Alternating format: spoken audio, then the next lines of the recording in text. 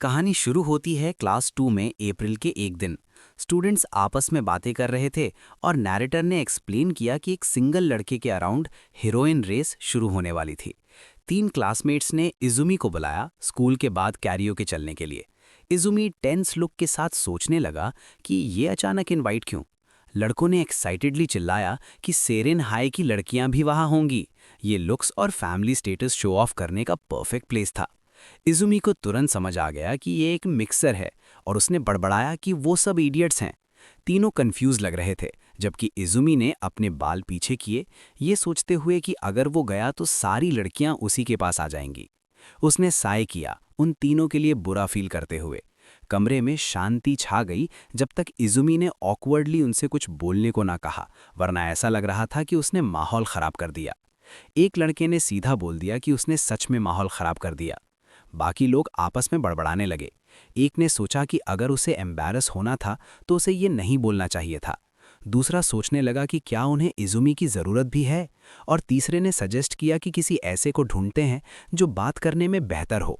परेशान होकर इजुमी ने गुस्से में कहा कि उन्होंने ही उसे पहले इनवाइट किया था।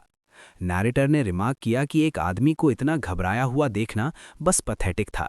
इजुमी ने ग्रोन किया, ये सोचते हुए कि सतोरू और उसके दोस्त कुछ ज़्यादा ही हैं। इससे पहले कि वो अपनी सोच खत्म कर पाता, उसने किसी को आते हुए देखा। अमाने आमासाकी वहां आई, इजुमी को चीयरफुली गुड मॉर्निंग बोलते हुए। वो उसे तुरंत पहचान गया। उन्हें मिले हुए काफी वक्त हो गया था। एक और लड़की भागकर आई और अमाने को गले लगा लिया, ये बोलते हुए कि कितना टाइम हो गया है, और उसके मॉडलिंग वर्क के बारे में पूछा। अमाने ने एक्सप्लेन किया कि उसके पापा ने उसे हॉराइजन्स ब्रॉडन करने को कहा था, इसलिए वो उनके साथ लॉस एंजलिस गई थी। लड़की ने तारीफ की कि ये कितना अमेजिंग साउंड करता है, याद करते हुए कि अमाने के पापा एक डिज़ाइनर हैं। अमाने ने मॉडेस्ट होकर स्माइल किया, ये कहते हुए कि ये कोई बड़ी बात नहीं है, और बताया कि वो सबके लिए सूवेनियर्स लाई है। क्लास तुरंत एक्साइटमेंट में आ गई। जब एक स्टूडेंट ने याद दिलाया कि फर्स्ट पीरियड में क्विज है, अमाने ने कॉन्फिडेंटली कहा कि चिंता मत करो, उसने पहले ही तैयारी कर ली है। क्लास ने ऑ के साथ रिएक्ट किया, उसे इनक्रेडिबल कहा और टॉप स्टूडेंट बोलकर उसकी तारीफ की। अमाने ने जवाब दिया कि इसमें कुछ किया नहीं जा सकता, और ऑफर किया कि वो किसी को भी पढ़ा सकती है जो स्ट्रगल कर रहा है। नैरेटर ने एक्सप्लेन किया कि अमाने आमासाकी एक वर्किंग मॉडल, टीनेज गर्ल्स के लिए फैशन आइकन, टॉप स्टूडेंट और बेहद सोशेबल थी। क्लास में उसकी यही रेपुटेशन थी। बाद में जब अमाने और इजुमी साथ में पढ़ रहे थे, एक लड़की ने क्लासरूम में झांका और अमाने को घर चलने के लिए बुलाया। उन्हें देखकर उसने टीज किया कि ये एक और स्टडी सेशन है। अमाने ने माफ़ी मांगी, लेकिन लड़की इजुमी की तरफ मुड़ी और बोली कि ये मेहनत की बर्बादी है, क्योंकि अमाने की मदद के बावजूद वो मुश्किल से पास हो रहा है। इजुमी ने उसे चुप रहने को कहा और डिक्लेयर किया कि वो रिकमेंडेशन हर हाल में अर्न करेगा। अमाने ने फिर माफ़ी मांगी और हैंगआउट का इनविटेशन मना कर दिया। लड़की ने स्माइल किया, ये कहते हुए कि वो एडमायर करती है कि अमाने कितनी मेहनत करती है, और इजुमी को वॉर्न किया कि वो उसे ज़्यादा परेशान ना करे, और फिर चली गई। जैसे ही दरवाज़ा बंद हुआ, अमाने ने अपना सिर डेस्क पर गिरा दिया, फ्रस्ट्रेशन में माफ़ी मांगते हुए, और इजुमी से भीख मांगने लगी कि वो उसे पढ़ना सिखा दे। इजुमी ने आह भरी और पूछा कि वो कब तक मॉडल स्टूडेंट बनने का नाटक करती रहेगी। उसने कहा कि अब रुकने के लिए बहुत देर हो चुकी है। इजुमी ने मन में सोचा कि कैसे सब लोग उसकी एक्टिंग से अभी भी बेवकूफ़ बन रहे हैं। एक छोटा फ्लैशबैक दिखाया गया जहां वो अमाने को नोट्स दे रहा था जब वो एब्सेंट थी। उसे याद आया कि कैसे बिजी शेड्यूल की वजह से अमाने के पास पढ़ाई का वक्त कम बचता था, और पिछले समर वो ऑलमोस्ट फेल होने वाली थी। तब से इजुमी स्टडी सेशंस ले रहा था, अमाने को की पॉइंट सिखा रहा था जितना एफिशिएंटली हो सके। उसे याद आया कि ये सब कैसे शुरू हुआ था। जब उसके ग्रेड्स इंप्रूव हुए, वो ओवर कॉन्फिडेंट हो गई और शेखी बारने लगी कि वो किसी को भी पढ़ा सकती है। इस पल से पीछे हटने का कोई रास्ता नहीं था। इजुमी ने पॉइंट आउट किया कि आज उसने फिर वही किया। अमाने ने एडमिट किया कि वो मना नहीं कर पाती जब लोग मदद मांगते हैं। प्रेजेंट में वापस आकर इजुमी उसे एक फॉर्मूला समझा रहा था, ये सोचते हुए कि भले ही वो सिर्फ मॉडल स्टूडेंट बनने का नाटक कर रही हो, लेकिन ये फैक्ट कि वो दूसरों को पढ़ाने पर इतना फोकस्ड थी, इम्प्रेसिव था। वो शुरू से ही स्मार्ट होगी, और उसके ऊपर वो मेहनत करती थी, अपने मॉडलिंग जॉब्स के बीच पढ़ाई का वक्त निकालकर। घंटी बजी और इजुमी ने कहा कि आज के लिए बस करते हैं, क्योंकि उसे बाद में काम पर जाना है। अमाने ने ऊपर देखा और पूछा कि क्या वो है जो बेवकूफ़ बनने का नाटक कर रहा है और एक्ट छोड़ नहीं पा रहा। इजुमी ने एक्सप्लेन किया कि अगर वो कोशिश करे तो अच्छे ग्रेड्स ला सकता है, लेकिन लाइफ तब आसान होती है जब कोई उससे ज़्यादा उम्मीद न रखे। उसने ऐड किया कि बस उसे मेहनत करते हुए देखना ही उसके लिए काफ़ी है। फ्लस्टर्ड होकर अमाने ने उसकी शर्ट पकड़ ली और ऑलमोस्ट रोने वाले एक्सप्रेशन के साथ भीख मांगने लगी कि वो किसी को ना बताए कि वो उसे पढ़ा रहा है। उसने कहा कि वो अकेला इंसान है जिसे वो अपनी वीक साइड दिखाती है। इजुमी ने भरोसा दिलाया कि वो जानता है। अमाने ने हल्की स्माइल की और कहा कि वो बस यही कहना चाहती थी।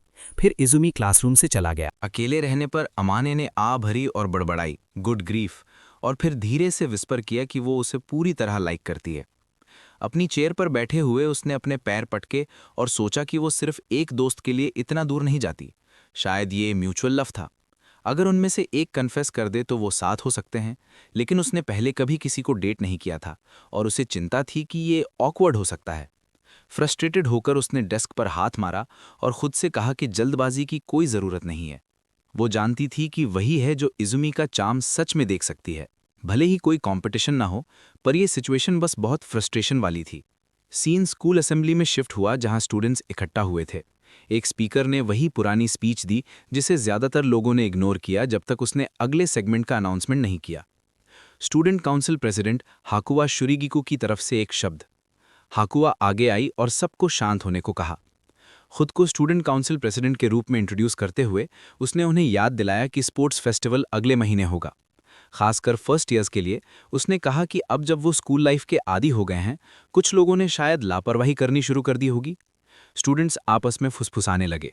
एक ने एडमायर किया कि शुरिगिकु सेनपाई कितनी डैज़लिंग लग रही हैं। दूसरे ने मेंशन किया कि बास्केटबॉल टीम के योशिनो सेनपाई को भी उन्होंने रिजेक्ट कर दिया था। किसी ने उन्हें आइस प्रिंसेस कहा। एक और ने इजुमी को कोहनी मारी, ये कहते हुए कि हाकुआ फेमस शुरिगिकु कन्फेक्शनरी की एरेस है और nation wide top ranking student है। इजुमी ने सोचा कि वो सच में एक ऊंची चोटी पर खिले फूल की तरह है, खूबसूरत लेकिन पहुंच से बहुत दूर। हाकुआ ने अपनी स्पीच खत्म की, सबको चोटों से बचने के लिए और स्पोर्ट्स फेस्टिवल को यादगार बनाने के लिए मिलजुल कर काम करने की याद दिलाते हुए। जैसे ही वो स्टेज से उतरी, उसने इजुमी की तरफ देखा और स्माइल किया। इजुमी ने कुछ नहीं कहा। सीन फिर बदला। इजुमी अपने घर में दाखिल हुआ और जूते उतारते हुए आवाज दी कि वो घर आ गया है। किचन से हाकुआ ने उसे ग्रीट किया, काम से वापस आने पर वेलकम किया और पूछा कि क्या वो डिनर करेगा। इजुमी ने मन में सोचा, आइस प्रिंसेस, हाँ। सच्चाई ये थी कि शुरिगिकु सेनपाई उसी अपार्टमेंट कॉम्प्लेक्स में बगल में रहती थीं और अक्सर उसे खाना बनाकर देने आती थीं। उन दोनों की फैमिलीज बड़ी कंपनियां चलाते थे और एयर्स होने के नाते उनके पेरेंट्स ने एक बार फैसला किया था कि उनकी सगाई होगी। हालांकि अब इजुमी सक्सेसर नहीं रहा था और जो कभी पॉलिटिकल एंगेजमेंट थी, अब सिर्फ एक याद बनकर रह गई थी। शुरिगिको पहले से ही टेबल पर खाना तैयार करके बैठी थी। उसने गर्मी से उसका स्वागत किया और गले लगाने के लिए आगे बढ़ी। इजुमी ने पोलाइट होकर रिस्पॉन्ड किया और वो पाउट करने लगी, फिर ब्राइटली स्माइल करते हुए उसके कंधे को थपथपाया। ठीक है, well done. Izumi frustrated feel कर रहा था। अपने पुराने फ्योंसे रिश्ते को छुपाने के लिए वो एक दूसरे को स्कूल में जितना हो सके अवॉइड करते थे। फिर भी जब वो अकेले होते थे, उसका एटीट्यूड मिडिल स्कूल से बिल्कुल नहीं बदला था। शुरिगिकु ने उससे कहा कि वो हमेशा उसके लिए एक छोटे भाई जैसा रहेगा। फिर भी उसकी मौजूदगी उसे ओवरवेल्म कर देती थी। खुद को संभालने की कोशिश करते हुए उसने जेंटली उसे पीछे ढकेला। फिर उसने सजेस्ट किया कि खाना ठंडा होने से पहले खा लेते हैं। इजुमी ने सोचा कि जब वो प्राइवेट में होते हैं तो उसका पर्सनल स्पेस का सेंस पूरी तरह हिल जाता है। डिनर के बाद बर्तन धोते वक्त इजुमी ने हमेशा उसे परेशान करने के लिए माफ़ी मांगी। शुरिगिकु ने स्माइल किया और कहा कि ये ठीक है, क्योंकि वो वैसे भी अपना खाना बना ही रही थी। उसने टीजिंगली ऐड किया कि बड़ी बहनें नेचुरली अपने छोटे भाइयों को बिगाड़ना चाहती हैं, जिससे वो थोड़ा चौंक गया। फिर वो करीब झुकी और प्लेफुली पूछा कि क्या वो कोई ऐसी चीज़ है जो उसकी कुकिंग के बारे में कहना चाहता है। चौंकते हुए उसने जल्दी से जवाब दिया कि ये सच में डिलिशियस था और इतनी सिंपल चीज़ कहना भूल गया। उसने पाउट किया और डिमांड किया कि कितना डिलिशियस। घबराकर उसने जवाब दिया कि ये दुनिया में सबसे बेस्ट था। उसकी आंखें फैल गईं और उसका चेहरा लाल हो गया। फिर वो भाग गई, चिल्लाते हुए कि अब से वो हर रोज उसके लिए खाना बनाएगी। इजुमी ने आ भरी उसके बनाए हुए बीफ स्ट्यू को देखते हुए सोचा कि वो कुछ ज्यादा ही जोश में है। बाहर शुरिगिको अपने आप में मुस्कुराई, जीत महसूस करते हुए। अपने फॉर्मर फियांसे स्टेटस का यूज करके वो उसकी डेली लाइफ पर कब्जा करने के लिए डिटर्मिन्ड थी। एक लाइफ एंड वाइफ स्ट्रैटेजी। उसने अपने पेरेंट्स के विरोध के बावजूद स्ट्रिंग्स पुल करके बगल वाला अपार्टमेंट लिया था और उसके पास स्पेयर कीज भी थी। ऐसा कोई रास्ता नहीं था कि कोई दूसरी लड़की उनके बीच में आ सके। उसे मिडिल स्कूल याद आया, याद करते हुए कि कैसे इजुमी ही वो अकेला था जिसने उसे एक बड़ी कॉरपोरेशन की बेटी के रूप में नहीं, बल्कि बस एक लड़की के रूप में देखा था। वो तब एक दूसरे को समझते थे। जब से उसने अपनी एयर पोजीशन खोई, उनके बीच चीजें दर्दनाक हो गई थीं। लेकिन वो अभी भी मानती थी कि वो अकेला है जो उसे सच में समझता है। डिटर्मिन्ड होकर उसने उसका इंतजार करने का वादा किया और कसम खाई कि किसी दिन जब वो अपने पापा की कंपनी इनहेरिट करेगी, वो अंत तक उसके साथ खड़ी रहेगी। सीन स्कूल में लंच टाइम पर शिफ्ट हुआ। स्टूडेंट्स 2 ग्रुप्स में बट गए, वो जो बेंटो लाए थे और वो जिन्होंने खाना खरीदा। इजुमी ने सोचा कि कोई कभी गैस नहीं कर पाएगा कि उसका लंच असल में शुरिगिकु सेनपाई ने हाथ से बनाया है। उसके दिमाग में वो ऑलमोस्ट उनकी चेयरफुल आवाज सुन सकता था, ये लो इजुमी-कुन, आज का पोर्शन। हालांकि उसे हर रोज उन पर रिलाई करने के लिए गिल्टी फील होता था, पर एक अकेले रहने वाले के लिए ये बड़ी मदद थी। जैसे ही उसने खाना शुरू किया, उसे अचानक किसी के चिल्लाने की आवाज आई, इनोरी के पास मत आना, और देखा कि सतोरू तमाशा कर रहा है। इजुमी ने आह भरी, सोचते हुए कि वो इस बार क्या कर रहा है।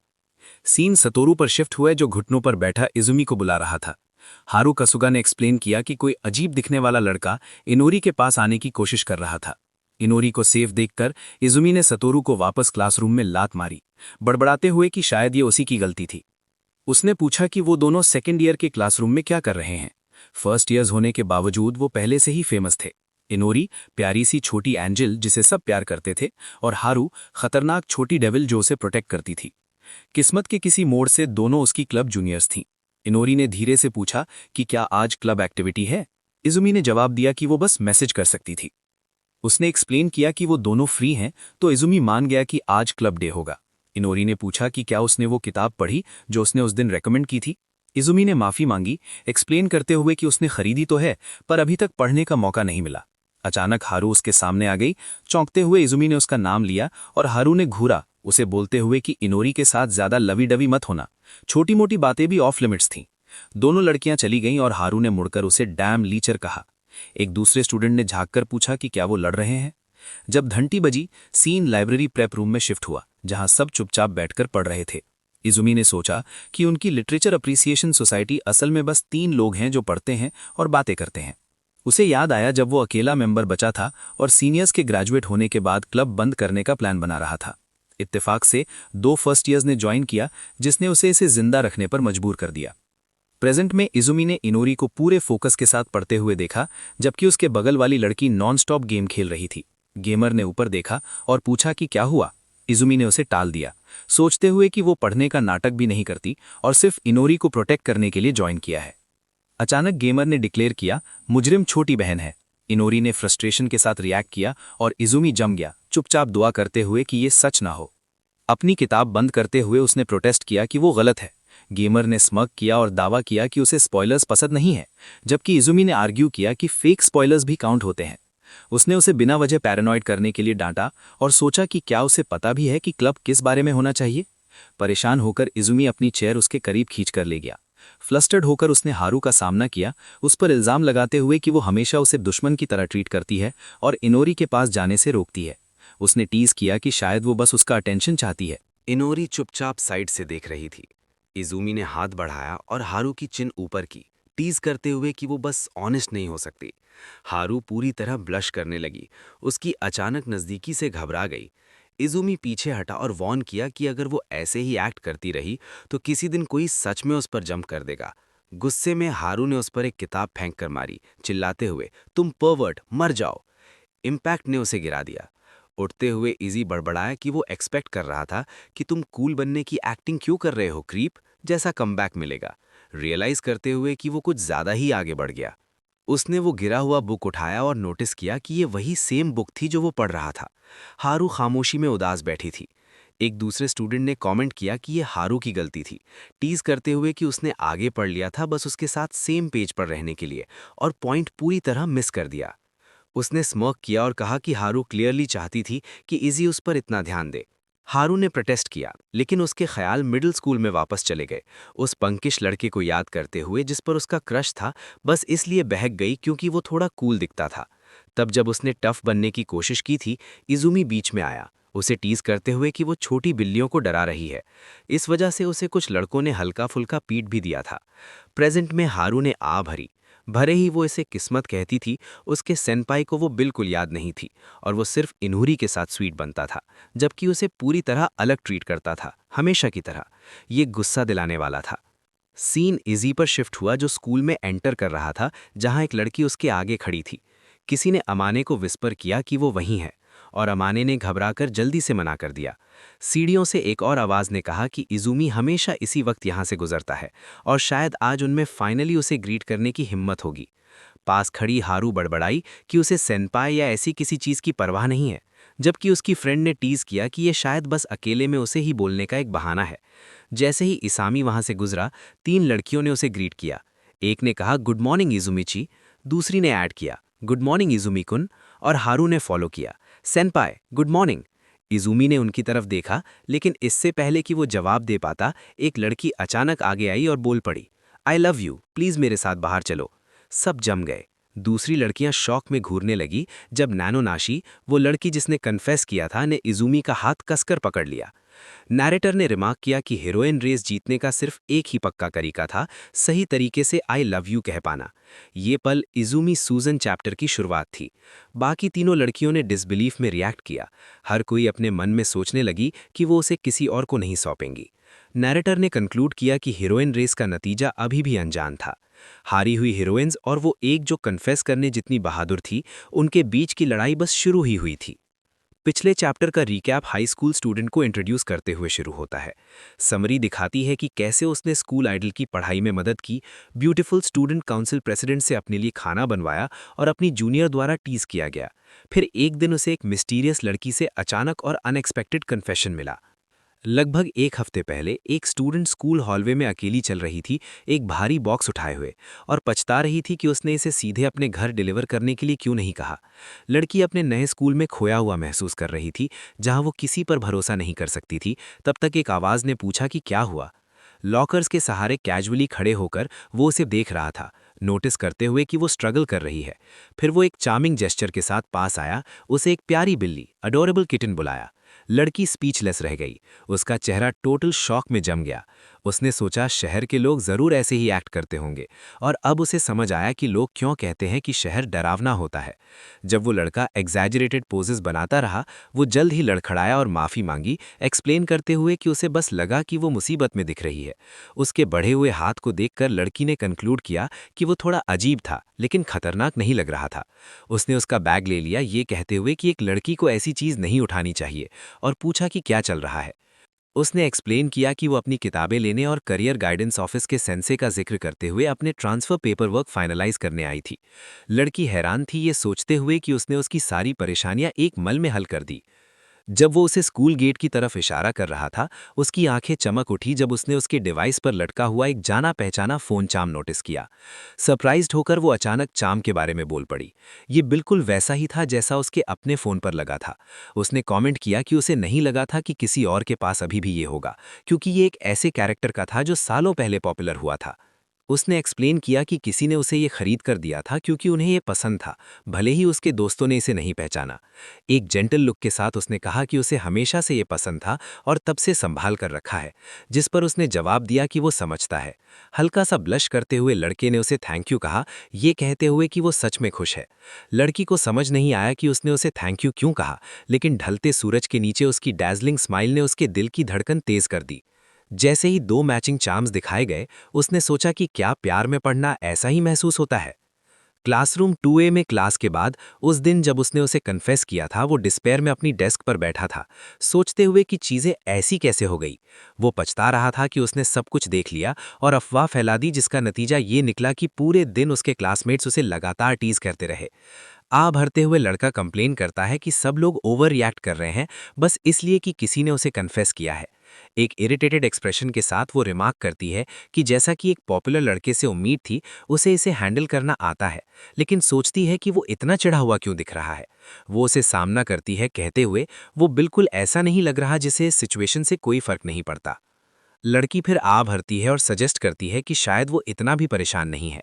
वो खुद को डिफेंड करता है, एक्सप्लेन करते हुए कि वो उस लड़की से तभी मिला था जब वो अपने ट्रांसफ़र पेपर्स लेने आई थी और उसके अचानक कन्फेशन ने उसे पूरी तरह हैरान कर दिया।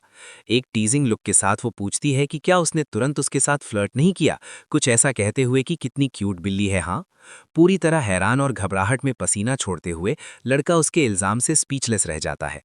एक क्लासमेट शॉक्ड है, सोचते हुए कि क्या ये सच है कि उसने वाकई ऐसा कहा था।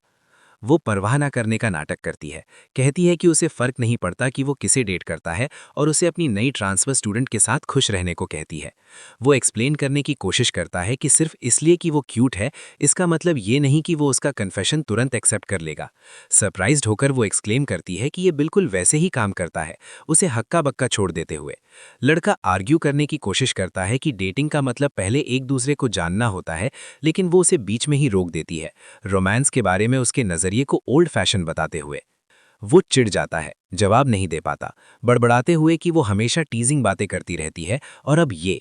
एक आ भरते हुए लड़का हार मान लेता है और सजेस्ट करता है कि उन्हें अपना स्टडी सेशन शुरू करना चाहिए। जैसे ही वो अपना सामान अरेंज करती है, उसे अचानक एक एपिफनी यानी एहसास होता है। वो तर्क लगाती है कि कोई जो सिंगल है उसे एक क्यूट ट्रांसफर स्टूडेंट कन्फेस करती है, फिर वो आकर उसे इस बारे में बताता है जिसका मतलब सिर्फ ये हो सकता है कि वो असल में उसे कन्फेस करने की कोशिश कर रहा है। गहरा ब्लश करते हुए वो इमेजिन करती है कि वो एडमिट कर रहा है कि वो जिसे सच में पसंद करती है वो वही है। वो अपने चेस्ट पर मारती है, डिक्लेयर करते हुए कि वो शुरू से जानती थी कि वो किस तरह का लड़का है, उसे अपने अचानक बदले हुए एटीट्यूड से हैरान कर देते हुए। फिर उसके पीछे से आवाज आती है, ये ट्रांसफर स्टूडेंट है जो पूछ रही है कि क्या वो उन्हें ज्वाइन कर सकती है। लड़की की नाखुशी के लिए एक अनॉयड लुक के साथ वो उसे वार्न करती है कि कोई पहले से वहां है और वो कुछ ज्यादा ही फॉरवर्ड हो रही है। ट्रांसफर स्टूडेंट शर्म से माफी मांगती है, एम्बैरेस्ड दिखते हुए। अचानक वो उस लड़की के हाथ पकड़ लेती है, उसे मॉडल के रूप में पहचानते हुए। एक्साइटेड होकर लड़की कंफर्म करती है कि वो सच में वही है, एक्सक्लेम करते हुए कि वो वहां सुपर पॉपुलर है जहां से वो आई है। नई लड़की उसकी तारीफ करती है, कहते हुए कि वो सामने से और भी सुंदर है और इतनी पतली है कि उसे फिल्टर्स की जरूरत नहीं है, तुरंत उसका कॉन्फिडेंस बढ़ाते हुए। लड़की एक स्मग ग्रिन के साथ रिस्पॉन्ड करती है, जबकि लड़का मन में सोचता है कि उसे मक्खन लगाना कितना आसान है और नई लड़की सरप्राइजिंगली अच्छी लग रही है। इम्प्रेस्ड होकर ट्रांसफर स्टूडेंट पूछती है कि क्या वो भी स्मार्ट है और वो जवाब देता है कि वो उसे पढ़ा रही है।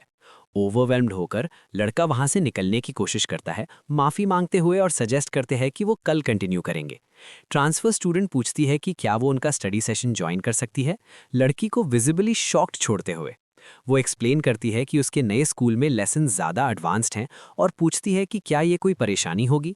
वो सोचता है कि सिचुएशन खराब है और क्योंकि वो रिवील नहीं कर सकता कि असल में वही पढ़ा रहा है, वो आज स्टूडेंट बनने का नाटक करने का फैसला करता है। लड़की गुस्से में प्रोटेस्ट करती है कि उसे बिल्कुल ज्वाइन नहीं करना चाहिए, सोचते हुए कि आज उसका अपना मूड इतना अनस्टेबल क्यों है।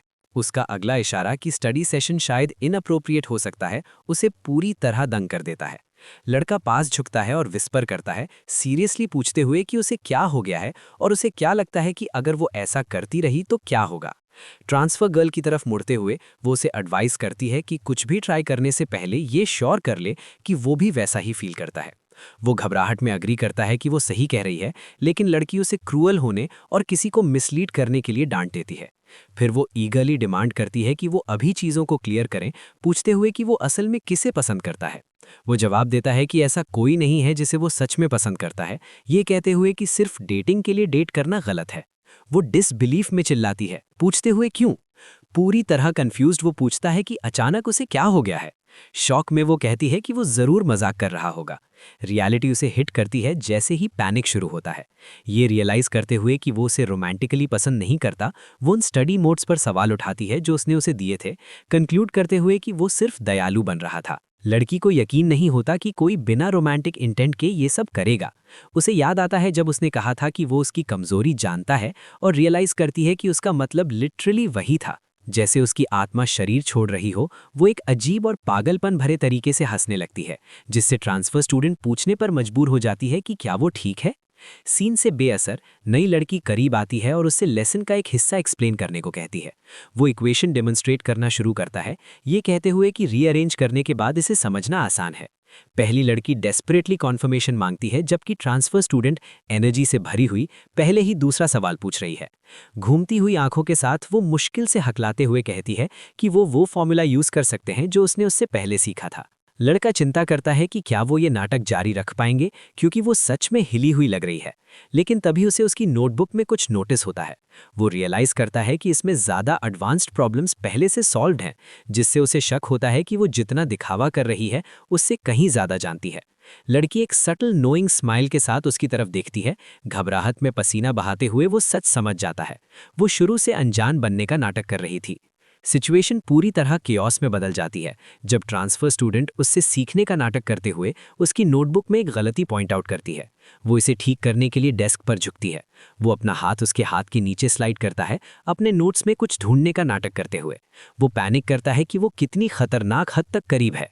वो उसके कान में विस्पर करती है, कॉम्प्लीमेंट करते हुए कि उसकी उंगलियां कितनी लंबी हैं, और कहती है कि ये सच में कूल है। पहली लड़की जलन से फट पड़ती है, जबकि उसके एक्सप्रेशन में सीन देखकर पैनिक भर जाता है। लड़का अचानक कहता है कि आज के लिए बस इतना ही, क्योंकि उसे काम है, और जल्दी से कमरे से निकल जाता है। थका हुआ लड़का सीढ़ियों से नीचे उतरते हुए सोचता है कि उस लड़की के साथ क्या गड़बड़ है, लेकिन फिर सोचता है कि शायद मुझे उसे पीछे नहीं छोड़ना चाहिए था। वो सीढ़ियों के ऊपर दिखाई देती है, उसे रुकने के लिए आवाज़ देते हुए ताकि वो साथ घर जा सके, टीजिंगली पूछते हुए कि क्या उसका दिल लोहे का बना है।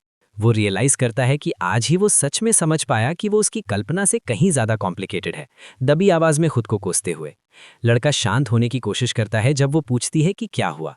फिर वो पूछता है कि क्या उसने भी स्टडी सेशन के दौरान वो नोटिस किया, और लड़की हाँ में सर हिलाती है, कहते हुए कि उसने किया। वो एक्सप्लेन करती है कि उसके पापा की हाई एक्सपेक्टेशंस के बोझ तले वो दबी हुई है और डेस्परेटली अपनी उस परफेक्ट इमेज पर खरा उतरने की कोशिश कर रही है। वो उसे इसे सीक्रेट रखने को कहता है, और एक सॉफ्ट स्माइल के साथ वो मान जाती है, कहते हुए कि वो समझती है। वो डिसबिलीफ में प्रोटेस्ट करता है कि वो एक जेन्युइन मोमेंट शेयर कर रहे थे, लेकिन वो बस जोर से सोचती है कि क्या उसे थोड़ा टीज करना चाहिए। एक प्लेफुल ग्रिन के साथ लड़की कहती है कि वो बिल्कुल अलग बात है। लड़का स्पीचलेस रह जाता है जब वो करीब झुकती है और उसके कान में विस्पर करती है कि वो उसे अपने प्यार में गिरा कर रहेगी। नैरेशन फिर देर से आने वाली क्लास 2B की ट्रांसफर स्टूडेंट पर शिफ्ट होती है, जो एक खाली क्लासरूम में खड़े होकर फर्म रिजॉल्व के साथ डिक्लेयर करती है कि वो दूसरी लड़की को वो नहीं लेने देगी जो वो चाहती है। फाइनली स्कूल में लंच टाइम आ जाता है और स्टूडेंट्स को कैफेटेरिया जाकर खाना लेने के बारे में बात करते हुए सुना जा सकता है। इजुबी सतोरू और उसके दोस्तों के पास जाता है ये पूछने कि क्या उन्होंने अपना लंच खरीद लिया है, लेकिन उसे तुरंत कोल्ड ग्लेयर्स मिलती है। लड़के गुस्से में उसे ट्रांसफर स्टूडेंट के साथ खाने को कहते हैं, उस पर इल्जाम लगाते हुए कि वो बस मिक्सर में उनके फेलियर पर हंसने आया है। इजुमी सोचता है कि उनका पैरानोया एक्सट्रीम लेवल्स पर पहुंच रहा है और एक्सप्लेन करने की कोशिश करता है कि वो एक्चुअली नैनो को डेट नहीं कर रहा है। उसके दोस्त सुन नहीं रहे हैं और डिमांड करते हैं कि अगर वो खुद को इतना बड़ा समझता है तो वो उसे डेट क्यों नहीं कर रहा। वो दावा करते हैं कि उन्हें नैनो के लिए बुरा लग रहा है, और इजुमी सोचता है कि वो दुनिया के सबसे डिफिकल्ट कस्टमर्स की तरह एक्ट कर रहे हैं। वो चिल्लाते रहते हैं कि कैसे नैनो परफेक्ट प्योर टाइप है, जबकि इजुमी उनकी डिस्क्रिप्शन पर अपनी आंखें घुमाता है।